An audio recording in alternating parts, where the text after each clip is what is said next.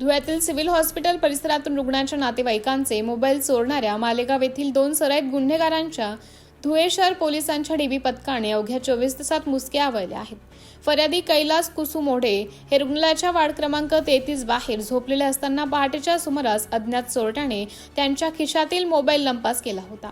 या प्रकरणी गुन्हा दाखल होताच पोलिसांनी तातडीने तपासाची चक्र फिरवली. मिळालेल्या गुप्त माहितीच्या आधारे पोलिसांनी मालेगाव येथून 2 संशयित आरोपींना ताब्यात घेतले. त्यांची सखोल विचारपूस केली असता त्यांनी धुळे शहरातील विविध ठिकाणांहून मोबाईल चोरी केल्याची कबुली दिली. पोलिसांनी त्यांच्याकडून फर्यादीचा 1 आणि इतर 8 असे एकूण 9 मोबाईल व एक बॅग असा तब्बल 1,41,000 रुपये 500 रुपयांचा मुद्देमाल जप्त केला आहे.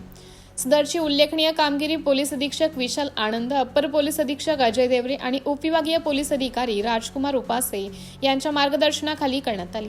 पोलीस निरीक्षक हेमंत कुमार भामरे यांच्या नेतृत्वात तपासी अंमलदार रवी किरण राठोड व शोध पथकातील अधिकारी पोलीस उपनिरीक्षक नितीन चौधरी, कुंदन पटाईत, पोलीस शिपाई महेश मोरे, अमित रणमळे, तुषार पारधी, अमोल पगारे, महिला पोलीस शिपाई रोहिणी पवार, सुदर्शन मोरे, प्रशांत नाथ जोगी, धम्मपाल वाघ, दिलीप जगताप, हिमांशु ठाकूर, राहुल सरदार, शाकीर शेख आणि चालक शाहिद शेख यांनी या धडक कारवाईत सहभाग नोंदवला.